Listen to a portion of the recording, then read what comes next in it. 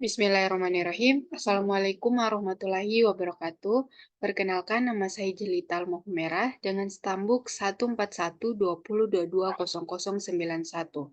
Pada kesempatan kali ini, saya akan memaparkan hasil dari literatur review yang telah saya buat dengan tema dampak disinfektan pada manusia dan merupakan tugas dari mata kuliah analisis kualitas lingkungan. Abstrak, pada pendahuluan, di era modern, penggunaan disinfektan telah menjadi bagian integral dari kehidupan manusia. Disinfektan digunakan di berbagai tempat seperti rumah sakit, sekolah, rumah, industri, dan bahkan di ruang publik. Disinfektan berperan penting dalam menjaga kebersihan dan mencegah penyebaran penyakit. Namun di balik manfaatnya, penggunaan disinfektan juga menimbulkan kekhawatiran tentang dampaknya terhadap kehidupan manusia. Paparan disinfektan baik dalam jangka pendek maupun panjang dapat menimbulkan berbagai efek samping yang berbahaya. Tujuan studi literatur ini bertujuan untuk memberikan informasi yang komprehensif tentang dampak disinfektan pada manusia, baik manfaat maupun risikonya. Metode yang dilakukan dalam bentuk literatur review, di mana pengumpulan literatur review melalui Google Scholar, Mendeley, ScienceDirect, dan Taylor and Francis dengan kurun waktu 3 tahun terakhir. Berdasarkan hasil pencarian jurnal, terdapat 6 artikel terpilih yang sesuai dengan kriteria inklusi dan eksklusi. Dari ke-6 artikel, 5 diantaranya terdapat penjelasan terkait dampak disinfektan pada manusia, sedangkan sisanya membahas lebih spesifik terkait dampak disinfektan pada manusia. Kesimpulan, disinfektan meskipun efektif dalam membunuh mikroorganisme pada permukaan benda, memiliki potensi bahaya yang signifikan jika digunakan langsung pada tubuh manusia. Paparan disinfektan baik melalui kontak kulit, mata, saluran pernapasan, maupun pencernaan dapat memicu berbagai efek samping negatif mulai dari iritasi ringan hingga kerusakan jaringan dan bahkan kematian pada kasus yang parah. Dan kata kunci yang digunakan dalam literatur review saya yaitu dampak disinfektan, bahaya disinfektan terhadap tubuh manusia, dan penggunaan disinfektan. Selanjutnya, poin-poin dalam literatur review saya membahas tentang pendahuluan, 2 metode, 3 tujuan, 4 hasil, 5 pembahasan, dan yang keenam kesimpulan. Pada pendahuluan, disinfektan merupakan bahan kimia yang digunakan untuk membunuh jasetrenik atau bakterisid, terutama pada benda mati. Proses disinfeksi dapat menghilangkan 60% sampai 90% jasetrenik. Disinfektan digunakan secara luas untuk sanitasi baik di rumah tangga, laboratorium, dan rumah sakit. Disinfektan adalah bahan yang digunakan untuk melaksanakan disinfeksi. Seringkali sebagai sinonim digunakan istilah antiseptik, tetapi pengertian disinfeksi dan disinfektan biasanya ditujukan terhadap benda-benda mati seperti lantai, piring, dan pakaian. Selanjutnya, metode.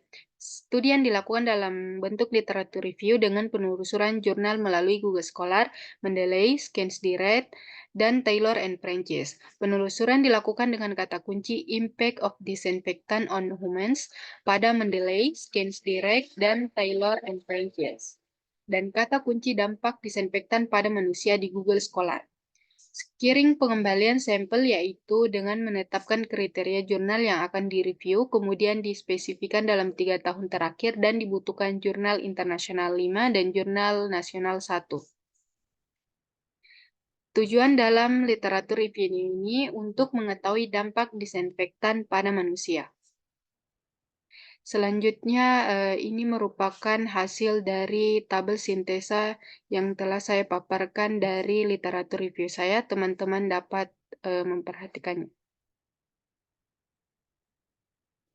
Selanjutnya masuk dalam pembahasan.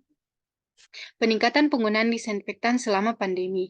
Yang pertama yaitu awal pandemi. Pada awal pandemi COVID-19, penggunaan disinfektan meningkat secara drastis di rumah tangga, lingkungan masyarakat, rumah sakit, dan ruang publik dalam upaya untuk memperlambat penularan virus. Pemerintah dan otoritas kesehatan menerapkan serangkaian tindakan pencegahan termasuk penggunaan disinfektan dalam skala besar. Yang kedua, peningkatan konsumsi disinfektan. Survei berbasis kuesioner menunjukkan bahwa wabah COVID-19 menyebabkan peningkatan besar dalam konsumsi dan tingkat penggunaan produk disinfektan rumah tangga di Tiongkok. Disinfektan berbasis klorin dan alkohol menjadi produk yang paling disukai untuk desinfeksi lingkungan rumah dan pembersihan tangan. Yang ketiga, kekhawatiran dampak lingkungan. Mengingat potensi dampak berbahaya dari residu disinfektan terhadap lingkungan, organisme, dan keanekaragaman hayati, peningkatan tajam penggunaan disinfektan selama pandemi COVID-19 dianggap sangat mungkin menyebabkan bencana sekunder pada ekosistem dan kesehatan manusia di seluruh dunia. Selanjutnya, jenis disinfektan dan dampaknya. Yang pertama, ada disinfektan kimia, yaitu seperti alkohol, klorin, formaldehida, glutaraldehid, vinogren peroksida, dan senyawa amonium kuartener direkomendasikan untuk digunakan dalam pengendalian COVID-19. Namun, penggunaan disinfektan kimia dalam jangka waktu lama dapat menimbulkan dampak negatif seperti iritasi kulit, mata, dan saluran pernapasan, serta keracunan. Dan jenis disinfektan yang kedua yaitu disinfektan nabati, yaitu sebagai alternatif disinfektan nabati yang terbuat dari bahan alami seperti tanaman dapat digunakan. Disinfektan nabati tidak menimbulkan residu karena mudah menguap dan lebih ramah lingkungan. Namun efektivitasnya dalam membunuh mikroorganisme perlu dievaluasi lebih lanjut. Selanjutnya, dampak disinfektan pada manusia. Yang pertama yaitu iritasi kulit dan mata. Kontak langsung dengan disinfektan dapat menyebabkan iritasi parah pada kulit dan mata, bahkan kerusakan permanen pada kornea. Disinfektan juga dapat menyebabkan kekeringan dan infeksi pada kulit. Yang kedua, gangguan pernapasan. Menghirup disinfektan dalam bentuk aerosol atau uap dapat menyebabkan iritasi, peradangan, pembekakan, dan ulserasi pada saluran pernapasan bagian atas dan bawah. Yang ketiga, keracunan dan gangguan pencernaan. Konsumsi tidak sengaja disinfektan dapat menyebabkan keracunan dan kerusakan pada lambung, esofagus, dan usus kecil. Disinfektan juga dapat memicu mual, muntah, dan diare. Dan yang keempat, dampak lainnya, yaitu paparan disinfektan juga dikaitkan dengan risiko infertilitas, gangguan perkembangan otak pada anak, dan serangan jantung paru akut. Efek samping yang lain mungkin terjadi adalah reaksi alergi atau masalah ginjal. Selanjutnya, penggunaan bijak disinfektan. Yang pertama yaitu pahami risiko dan dampak negatif yang dapat ditimbulkan oleh disinfektan terhadap kesehatan manusia dan lingkungan. Jangan mengabaikan peringatan dan instruksi penggunaan yang tercantum pada kemasan produk. Yang kedua, gunakan disinfektan hanya saat diperlukan dan sesuai dengan dosis yang direkomendasikan. Yang ketiga, ikuti prosedur keselamatan.